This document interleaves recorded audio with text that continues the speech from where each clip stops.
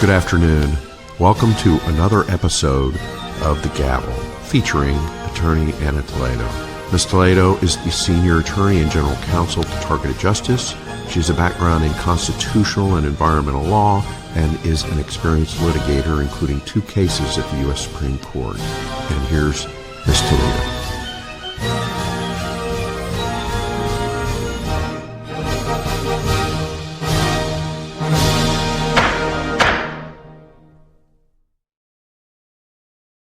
Good evening, everybody. Thank you for being here another week for this Gavel episode number 30.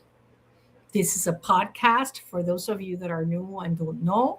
This is a podcast dedicated to bringing you the latest news relevant to the community of the victims of government weaponization, as well as important updates in our fight against this horrific program.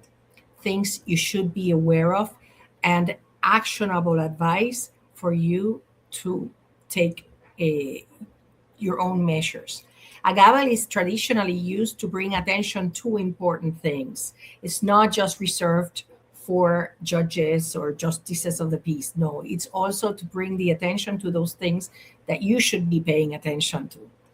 For those of you that don't know me, my name is Anna Toledo. I am an attorney with more than 30 years experience as a litigator. And even though my expertise is in environmental law, which is how I got into this horrific program, and First Amendment law, defending journalists that were doing investigative journalism and newspapers, well, now I am fully dedicated to the fight for human and civil rights.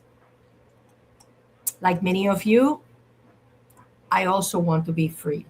And that is why I'm here every week trying to inspire you to continue fighting back.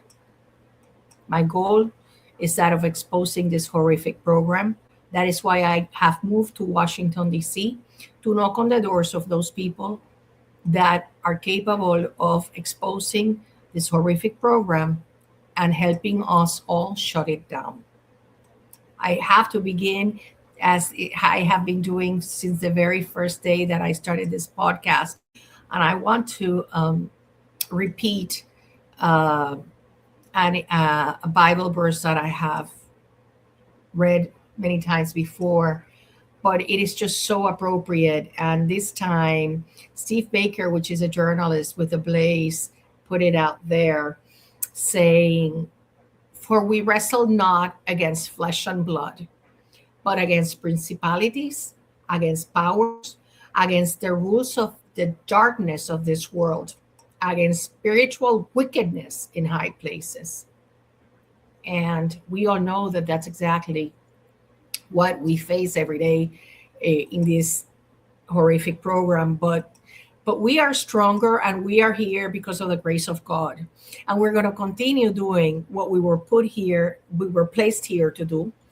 And so please, I want to ask you, it doesn't cost you anything. Like, share, and subscribe. Subscribe to our platforms in Rumble, Real Targeted Justice, in YouTube, as well as in Twitter and in the other social media. It really helps us fight censorship. I'm going to show you what they've been doing to one of our star digital warriors, Starling. He has been placed a label by Twitter saying that he's not entirely truthful. And so the effect this has is that people don't see his post. He's being shadow banned. So I urge you, please follow him. His handle is TI6056. Let's get back to Twitter. Let's follow him. Everybody watching this, please follow him and repost his content. We have to teach these people they're not supposed to be messing with the First Amendment, that they say that they are the champions of First Amendment. And in fact, this week, Mr. Elon Musk has been fighting with the people from the European Union.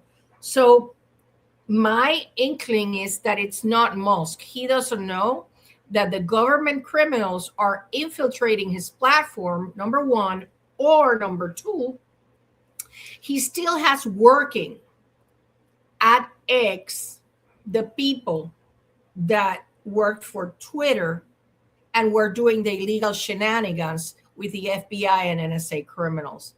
That's my inkling. Okay, so please like, share, subscribe. Let's defeat these people. Let's teach them that we are more people and more powerful. So there have a lot of things have been happening. Like I just mentioned, Elon Musk is the only one that didn't sell out to the European Union, saying because they wanted X to censor people, and he said no. And so European Union is telling him, well, we're going to fine you. The other people took money, the Facebooks, the Instagram, all of the other people took money, but not Elon Musk. He doesn't need it, right? So I hope that the United States government does something to punish the people over there in Europe trying to, but then Elon Musk has to take care of the shadow banning going on in his own platform carried out by government criminals. Because let's start with this Operation Mockingbird. Narrative that it was Alive so and kicking. Hold on, let me start it from the beginning. This is Miss Tulsi, our favorite government official who is fighting the criminals. Listen to this. Propaganda mechanism. We saw it flatly. I mean, I think it's the smoking gun, quite frankly, of the Obamagate narrative and the Russiagate narrative, that it was so baked in that the New York Times and Washington Post went and ran with it. Some would say that that's part of Operation Mockingbird. Some would say that that's part of what we learned in the Church Committee, that the intel agencies were using media outlets as their mouthpieces, and that those mouthpieces would parrot the official narrative. And I wanted to ask you, is this operation still going on? Are you aware of the intel agencies working directly with media outlets in order to push prescribed narratives that may or may not be true? It's something that we've already had to deal with, Benny, within this administration, where there are people within the intelligence community who believe that their will is more important than the will of the American people, and will weaponize intelligence by leaking it to their friends within the mainstream media with the intent of undermining President Trump's agenda. It is not one that he hasn't already talked about in every rally and town hall that he did throughout the campaign. I don't even know how many there were, but President Trump is enacting the very thing he promised the American people he would do in this election. So people in the intelligence community, they may agree, they may disagree. That's not the point here. As intelligence professionals, as people who work in the national security space, in the intelligence community, they are required to fulfill their mandate to their oath to the Constitution of the United States, and to the President of the United States, who was duly elected by the American people. There you have it. So Ms. Tulsi here, who is doing, she's doing the work that we have asked for so long to happen. You know, you may remember that in the 1970s, the Senate's Church Committee and journalist Carl Bernstein revealed that the CIA had cultivated relationships with journalists, editors, and publishers, sometimes paying them out to insert pro-US narratives and pro-CIA narratives into the press. We're going to talk about that a little later. So while the agency announced in 1976 that it would no longer maintain paid relationships with accredited journalists, it left open the possibility of voluntary cooperation, a loophole that critics say could allow the practice to continue in another form. Well, doesn't that sound like MK Ultra? That they said, no, we stopped the human experimentation, but now it's being contracted to a lot of defense contractors, doctors, hospitals, research institutions. Yeah, they're carrying out the experimentation, and the CIA never really quit. So another good news is that Tulsi Gabbard plans to cut nearly 50% of the budget, $700 million of the budget of the Office of the Director of National Intelligence. Now, this this cutting off of budgets includes, for example, dismantling the Foreign Malign Influence Center. Its core functions were transferred to the National Intelligence Council. It was deemed redundant. It was accused of being used by the previous administration to justify the suppression of free speech and to censor political opposition. She's also eliminating the Cyber Threat Intelligence Integration Center, which is also redundant with other entities already handling cyber intelligence. Eliminating, streamlining the education of the National Intelligence University. Should be called National University, but anyway, so basically she has I think this is a step in the good direction, because as this whole intelligence apparatus shrinks, so does the money for the weaponization of the government against innocent Americans. Now, the CIA has been in the news for so long, and recently this one was a surprise because Mr. Brennan admitted that it's not only a spy agency, but it's a blackmail agency. And when you listen, I'm first going to put Scott Adams, one of my favorite influencers, Scott Adams, and his comment, because he's just so wise. He doesn't realize he's targeted, but I think he is very targeted. Just listen to Mr. Adams here. A video of him recently in which he said the CIA pays people to be spies and then blackmails them if they change their mind. So what they try to do, the CIA, according to Brennan, is that they try to make sure that the spy takes some money when it's early on in the relationship, because if the spy has taken money and then they get cold feet later and they think maybe it's too risky and they don't want to do it, then the CIA can just sort of whisper to him, so then you don't want to take money for spying against your home country. Is that what you're saying? No, don't tell anybody. I thought we had a deal. Oh, we do have a deal. Yeah, I'm just trying to get clear. Are you saying that you're no longer going to take money for spying against your home country? Now, just that question alone, I'm making this part up. This did not come from Brennan. But if you simply frame the situation that way, a spy is going to assume that you're going to turn him in if you stop spying for him, or at least it'll be at risk. So if you wondered, is the CIA a spy organization that's also a blackmail organization? The answer is apparently yes. There you have it. Aside from the fact that they are illegally operating, I didn't say it, Mr. Stephen Miller said it, illegally operating in U.S. soil, they are using people to spy on us. They put the money bait and then they blackmail them. And blackmail is also a crime. These are just, when I call them criminals, I don't do that in vain. They are absolute total government criminals that need to be exposed, prosecuted, and thrown in jail for life. And if they're traitors to this nation, because spying people in this nation, that's treason. That's a whole nother story. Now, I found the video where Brennan admitted. Listen to him. Now he's pretending to be like Mr. Nice Guy because he doesn't want to get. I think sounds like blackmail. Hold on. He doesn't want to get, I think, accused of something. I don't know. Let me see how I can move this here. Give me a break because I am having some trouble moving the. There you go. There we go. Let's go. Agents, the people that you recruit, foreign citizens, if they are hesitant to continue to spy for you, you can remind them that when they were first recruited and they signed a sheet of paper saying that they had taken some money from us, which is usually what happens, that you could remind them about that almost as a way to scare them into continuing to work with you. تضغطون عليهم as a pressure. Yes, and I said to the instructor, I said, that sounds like blackmail.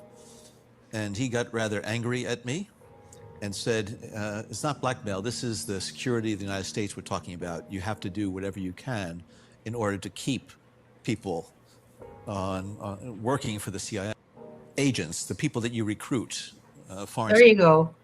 Well, there you have it, admitting that he engaged in blackmail as director of the CIA. In Spanish, we have to say, a saying in the legal world that when somebody admits something, you don't have to present evidence to prove it. So speaking of Operation Mockingbird, which now we know it's alive and kicking, Catherine Herridge has new reporting going on the federal employees victims of Havana syndrome. As you know, she has been working, or maybe you know or not, she's been working on this for a whole year. Let me show you. The interesting thing about her is that she doesn't want to recognize that these attacks began in 2016 with a cluster. She doesn't want to recognize civilian victims, and that's why I have been asking for all of you that have been diagnosed, please send me your affidavit, because I already had that one meeting, and I'm going to talk about that in a little while. But it is people like her that need to be confronted with evidence that I have here affidavits of people that have been diagnosed by Dr. So-and-so on this date. So I don't understand why I have already 14 from the United States, one from outside. I need you to send me listen to her, your affidavit, listen to her. This week, new developments in our year-long investigation into directed energy weapons that target U.S. government personnel, including military operatives, diplomats, and spies. Based on our reporting, there appears to be a false narrative that these attacks began in 2016 with a cluster of cases in Cuba. The debilitating neurological symptoms are commonly known as Havana syndrome. So she's saying that they started in 2015. Now, the person she interviews, I'm not even going to bother putting her here, because I don't know if she's like trying to provide misinformation intentionally. She says she was attacked in a hotel in Yugoslavia, and that there was a service panel semi-open in the hallway, and that she saw somebody run away, and that it's all in a classified report. Well, for us victims, we know that that's not how directed energy weapons work. So I find it to be a little bit like misinformation. So if Ms. Hedrich asked, because she interviews Giordano, she asked Giordano, can you have a directed energy weapon in a service closet in a hotel? He would immediately tell her no, because he knows. So that's when you have to be very vigilant and not believe everything, because sometimes it's other agendas are going on in here.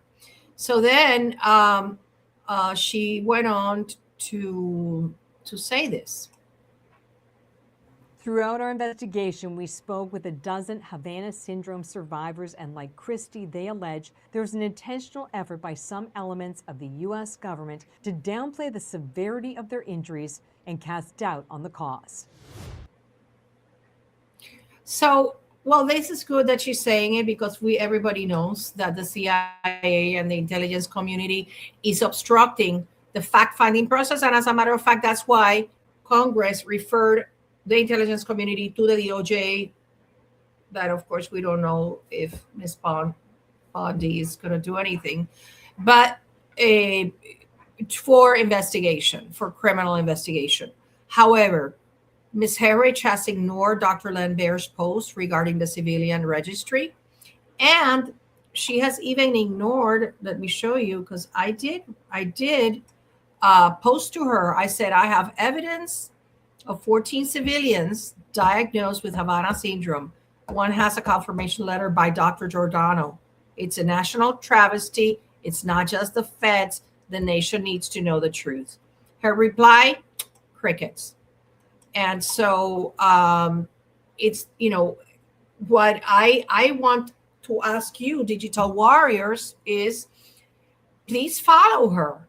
And when you can, share this with her, because here, let me show you. It's not Russia or China. They're still in that narrative. And so Targeted Justice published a really good article that I really urge you to become acquainted with it, because you see, if Russia or China attacked our civilians or our federal employees in our national territory, there are low-flying satellites of the national, let me read this, the National Reconnaissance Office that would detect them, and it would be considered an act of war. That is precisely why the CIA has said there is no evidence of a foreign nation involved. I really urge you, this is very, very good. It's got great information for you. And whenever, just keep the keep the link, so that when you can when you are following Miss Herridge, you can immediately copy the this link to her. Okay. Now I don't have much hope that she's interested in covering the plight of civilians. I hope she surprises me in a different way. But I did tell her about the 14 affidavits, and maybe it was blocked from her. It could have been. Anyways, as I mentioned last week, we did meet with a member of Congress who is in the Homeland Security Committee. So he now knows that there are at least 14 civilian victims. That is why I tell you, if you can send me under confidentiality your affidavit, I would only share it with people like Ms. Hedrich or like people in the Senate or Congress. We need to prove that this is a silent epidemic happening in America. However, if you are not diagnosed, please do not write an affidavit, because that would be perjury. Okay? I want to advocate for you. I want to advocate for those that have been diagnosed, and for those of the thousands of us that have not been diagnosed. But we need to push the issue with Congress and with the NIH. And if you provide me more evidence for me to do that job, well, all the better. Do not just stay at home and I'm not going to do anything. No. What did you do today? Because I cannot do it all. I need you. I need you to provide me with the information. Okay. Now, Pam Bondi, let's go with the next one. Pam Bondi happens to have unveiled a new watch list. She's doing exactly what Trump said could not be done with a government weaponization executive order. She is putting people that exert their First Amendment right on a list of terrorists. I'm not saying I am against all these Antifa criminals, okay? I really am. I think that burning things down, there she is screaming again. Pam Bondi officially directed the FBI to assemble a list of Americans who may be considered extremists. So she's going 180 degrees to the other side.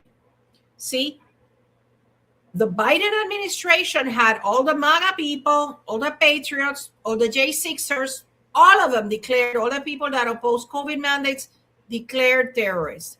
Now she's doing the same thing.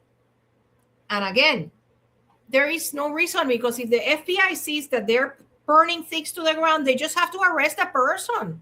But they don't have to be making these criminal watch list based on people's First Amendment exertion of First Amendment. Again, I do not condone violence. I do not condone any act of terrorism. That's why they haven't been able to charge me with anything, right? But she cannot perpetuate what President Trump already said was wrong, which is the government weaponization. So she has instructed the Department of Justice and the FBI Joint Terrorism Task Force to increase investigations into Antifa and other extremist groups. This comes after President Donald Trump designated Antifa, both at home and abroad, a terrorist organization. Fine, I agree with that. But, you have to be very careful because somebody, there's a lot of people with Trump derangement syndrome. Not necessarily are they Antifa, it's just that we have to be very careful. She has to tread very carefully here. Now, the targets that she has stated include people showing opposition to law and immigration enforcement, support for mass migration and open borders, radical gender ideology, or views labeled as anti-American, anti-capitalist, and anti-Christian. Again, I oppose all of that. I oppose mass immigration. But the problem is that there is something called the First Amendment, which she doesn't seem to be respecting in this directive that she is doing. So more on that will be revealed. What I do advise you is stay away from all these controversies. If you are a victim of government weaponization, don't be protesting ICE. It's like my mom is saying, it's like you are seeking to get more problems. Just keep straight in your lane. Do not go join protest here, protest there, because you are only feeding what they want, which is to get more information or predicate on you. Just stay on your goal of being set free from this criminal program. Don't engage in this conduct that she has already publicly stated she is going to put in another watch list. I hope that makes sense to you. I just stay here and go to do my job of freedom, and no protesting, because my only protest and my only activism is to expose and shut down this criminal program. Anyway, so the FBI has a tip line for this, and that is, it's like the same tip line they had for MAGA patriots, for the J6ers. Now we know that the J6ers were entirely entrapped from the very beginning. These people after the elections, they had all that time to do the research on them and to entrap them. So that is why they had, they spied on the phone calls, and they were trying to connect senators and representatives with the J6ers. Okay, so as you know, the Biden administration was interested in the domestic terrorism, but it was the opposite side. So there has to be some reckoning carried out, hopefully by somebody working around Miss Bondi. So this plays into the United States is proposing a rule that would ask for, this is for people in these countries here. Let me show you. So these are the people that can travel to the United States without a visa. And now they would ask for 5 years of social media for any visitor, all their social media posts. I don't know how it's a rule that has been proposed. It's in the Federal Register by the Customs and Border Protection. And they don't know yet how they would do this. I mean, how are you supposed to just get all your social media posts from the past 5 years without, how are they supposed to detect? Yeah, Do you think they're not going to clean them up and delete whatever social media posts will not be favorable to them coming in? It just makes no sense to me. So they are proposing to us visitors from several dozen nations that enjoy visa-free travel to the United States to submit additional personal information before entering the country, including 5 years of social media history, the Department of Homeland Security said this week. Now, these are 42 countries that would be affected that are in the visa waiver program. I say the data that they ask is not just social media. It's going to be also email addresses, telephone numbers used during the last 5 years, as well as addresses and names of family members.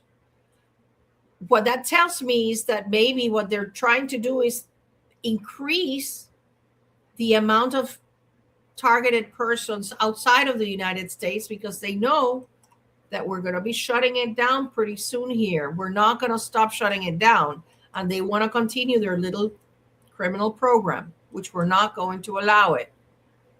So the public has 60 days to comment on the proposal as pursuant to the Federal Register.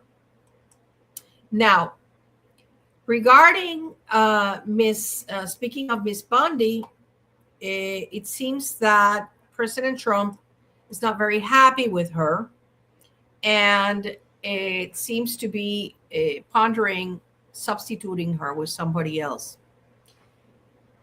He even did a Truth Social post telling her, "Hey, Pam, we sent you the evidence. Everybody has sent you the evidence. What's going on?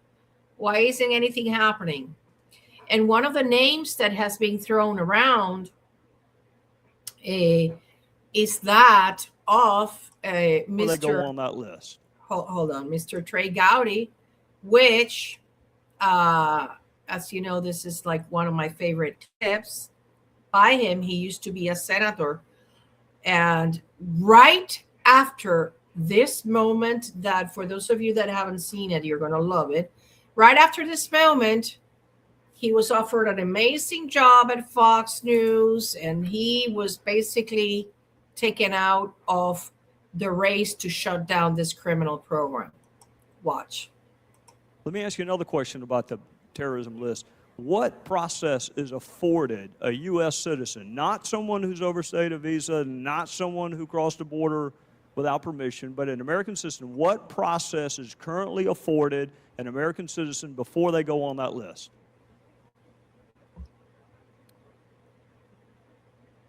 I'm sorry, there's not a process afforded the citizen prior to getting on the list. There is a process should someone feel they are unduly placed on the list. Yes, there is. And when I say process, I'm actually using half of the term due process, which is a phrase we find in the Constitution, that you cannot deprive people of certain things without due process. So I understand Mr. Good's idea, which is wait until your right has been taken from you, and then you can petition the government to get it back. I understand that that's his idea. My question is, can you name another constitutional right that we have that is chilled until you find out it's chilled, and then you have to petition the government to get it back? Is that true with the First Amendment? Sir, there are strict criteria before. That's not my question, ma'am. That is not my question. My question is, what process is afforded a United States citizen before that person's constitutional right is infringed? Then he's fine with doing it with the Second Amendment. My question is, how about the First? How about we not let them set up a website or a Google account? How about we not let them join the church until they can petition government to get off the list? How about not get a lawyer? How about the Sixth Amendment? How about you can't get a lawyer until you petition the government to get off the list? Or my favorite, how about the Eighth Amendment?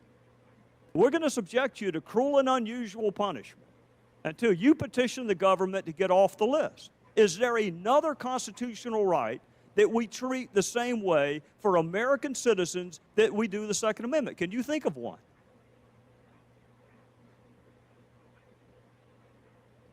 Can you think of one? I don't have an answer for you, sir. All right. Well, I'm out of town. Constitutional. There you have it. That's yeah. Somebody said that's my favorite clip, and you know what? It is my favorite clip too. I don't know. Recently, he made some unfortunate comments saying that I don't quite remember, but it was basically that somebody who had done something really terrible shouldn't be punished, and I don't know if he's been mind controlled or what, but certainly he does.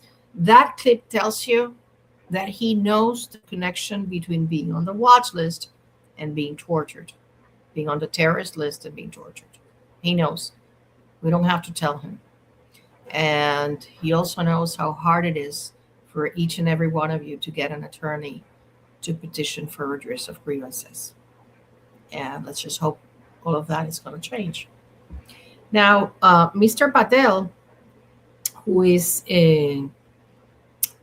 says there's an ongoing criminal investigation into the federal personnel involved in the controversial Biden era Arctic frost, which, as you know, was discovered, and it is great for us because it demonstrates the illegal surveillance that was perpetrated by the FBI against these senators. And now they're so irate that they are going to investigate. They're doing impeachment hearings for Boasberg, and they're investigating this to the T.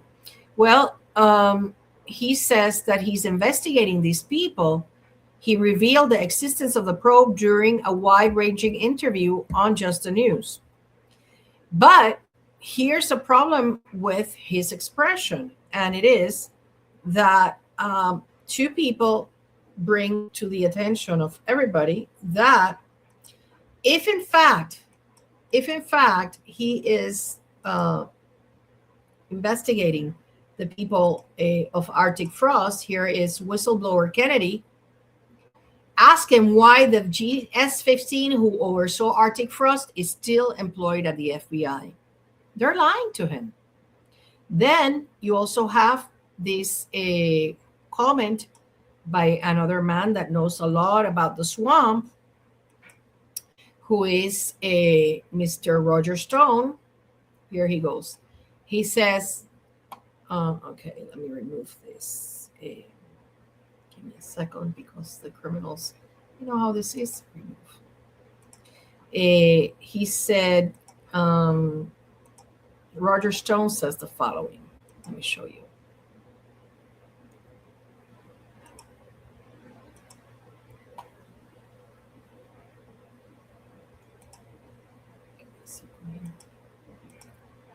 From stage.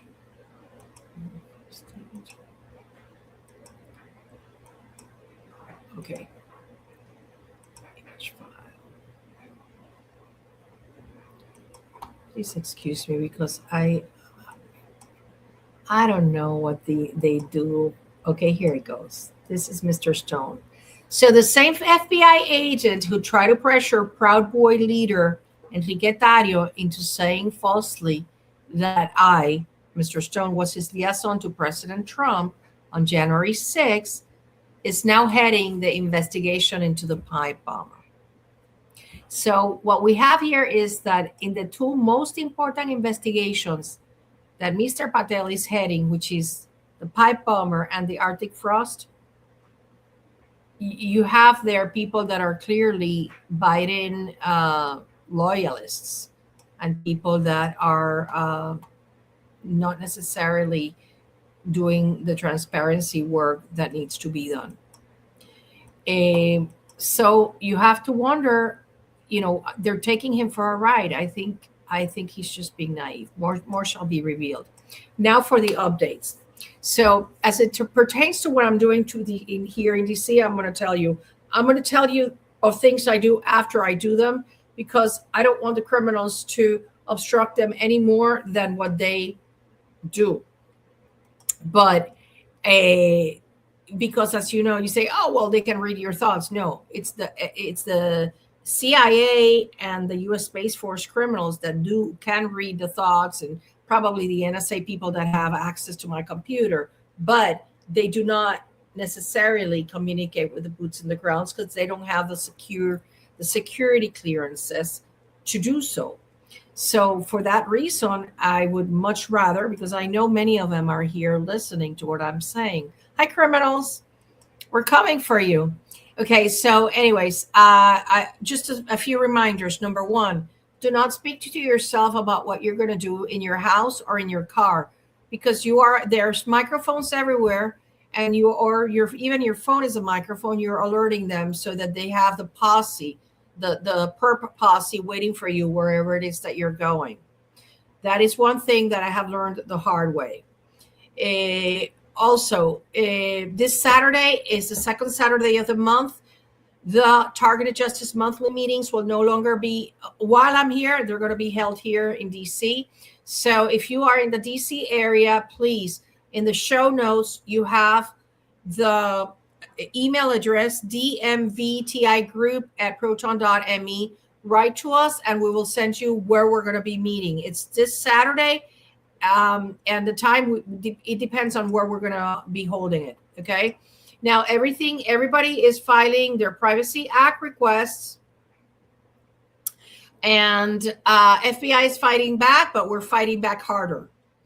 We already posted, Targeted Justice already posted a form, an example of what you can write in the dispute resolution. We already know there's one of the TIs, she already sent it and they already denied it. I am going to be also posting examples of appeal, because even though the Privacy Act does not state that the appeal is a required jurisdictional step that you must take prior to filing a lawsuit, well, so most courts have interpreted it, because since the FBI did its own little regulation, most courts have interpreted that it is required. Since we don't want to have to engage in that argument, well, we will provide for you both targetedjustice.substack.com and anatoledo.substack.com for examples for you to adapt and to file your own. It's by no means legal advice. It's just an example to facilitate for you to do it. We need every single one of you to do this, because we have cornered the FBI criminals. The revelations, the exposure by Senator Grassley of the prohibited access and the restricted access files in the Sentinel file system tells us they have no discretion to determine, because this is what they say. Oh, we looked in the central record system. No, the Privacy Act says that they have to look in all the agency records, 5 U.S. Code 552A. And the best news is, which I have been researching it, they cannot charge you to show you your records. They cannot say, no, it's going to be $500. No, they can't. 2 courts have already, and especially the DC court has already adjudicated that. Moreover, pursuant to the case that eradicated the Chevron rule, which is Loper Bright versus Raimondo, Loper Bright Industries versus Raimondo, they cannot say, no, the Privacy Act doesn't say that. No. That case says you look at the statute and the agency cannot make up their own laws regarding the statute. They can only implement regulations pursuant to that statute. And that is what every single one of you have no excuse. We posted in the Targeted Justice newsletter an example. There is a permanent and long example in targetedjustice.com, activism, how to fight back, okay? So you have no excuse. It doesn't cost you anything. It only costs you the postal service, because I highly recommend you do it with tracking, with priority mail and tracking number, and you save it, okay? Why is this important to do it now? Because 2 years ago, we did not have the declassified electronic communication by an FBI agent that Senator Grassley exposed. With that, now we know that their criminality, the FBI has been hiding their criminality in those prohibited access files and restricted access files. So you need to specify, you are not going to limit the search. The Privacy Access is all agency records. You don't get to choose where you look. Okay? So now the next thing is that this is a question for you. I want to know if you felt today the aggressivity. There was today the heart frequencies were off the charts, and so HAARP. These are they are a type of mind control because in as much as they elevate your anxiety and aggressivity, these are frequencies that oscillate between 2 hertz and 40 hertz, which is the similar to your brain frequencies.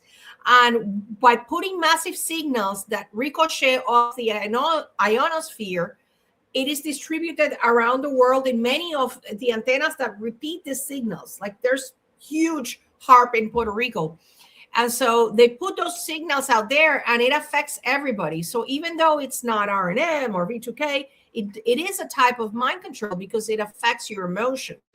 So they put it out there today. It was really, really high level. And I wanted to know if any of you felt these.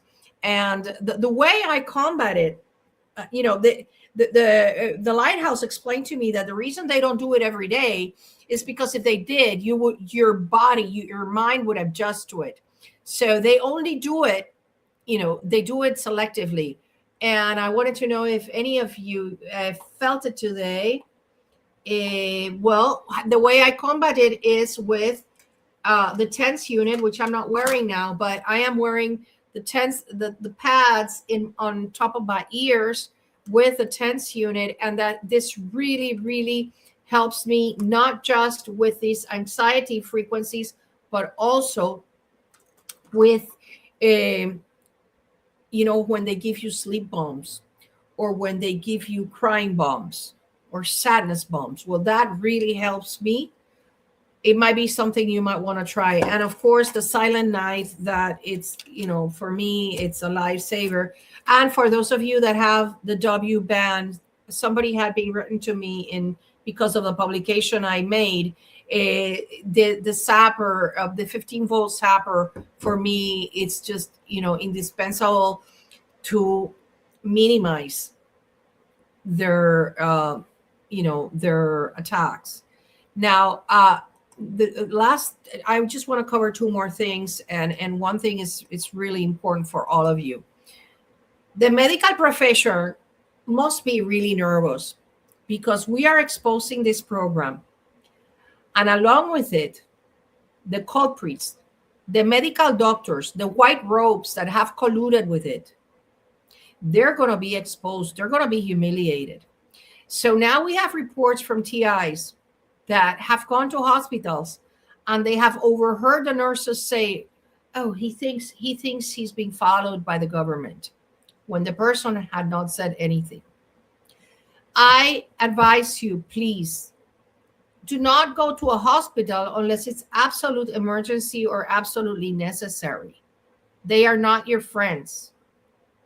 The medical profession, except for a few good doctors out there like Dr. Priester, like Dr. Kirk Moore, like Dr. Bowden, like Dr. Bear, like my beloved Dr. Mihalcha, the medical profession is compromised. They are not your friends. So exert good judgment and don't fall into the trap of being placed in a 72-hour hold. If you are going to give away flyers of burns, and don't do it as a patient, you do it as a concerned citizen. The way I do it is I give the flyer and I say, "Here, I just brought this because maybe some of your doctors or nurses might encounter some of these injuries and you might not know what they are. Here's some information for you. Bye." But I don't go into a hospital with, any kind of condition and say, "Oh, this is what is being done to me." No, it's a recipe for disaster. Number 2, no hospital can give you any treatment for directed energy weapons attacks because there's not even a diagnostic criteria. That is what Dr. Len Berry has been fighting for with NIH and CDC. So they're not going to stop your attacks. And what might turn out to be is that they might take actions that will hurt you. Aside from the fact that you can get injected with nanotechnology or taken into an emergency surgery and implanted. Okay. I'm not saying if you don't have an emergency, don't go. I'm not saying that. I'm saying think about it twice and think if it's a real emergency. That is what I'm saying. That you cannot trust the white coats. I learned the hard way. And if I can save one of you from being horrifically implanted, I will do my best to stop that. Finally, I want to share something with you because sometimes people are very easily criticize and say nasty things to others. And this is something that, it's kind of an oldie but goodie. And I wanted to bring it to you before you speak, but I want to extend it before you write. Before you react, think. T, is it true? H, is it helpful? I, is it inspiring? N, is it necessary? K, is it kind? Review your social media posts and evaluate, do a self-assessment and see if there's a little room for improvement there. We at Targeted Justice are fighting to set everybody free. And I urge you to just do this evaluation before making any comments or criticisms, because we're doing the best we can every single day. Like James O'Keefe says, my price is my life. And I am willing to give it all for freedom. So thank you so much for being here. And sorry I took so long. I didn't mean to take so much of your time. I really appreciate it. Your prayers are very much welcome and appreciated. So is your support. Thank you to all of you that have supported my mission here in Washington, D.C. I am close to my goal. Is givesandgo.com/Toledo for those of you that want to continue supporting me. And I really hope to see you next week. And I hope I have really good news to bring to you.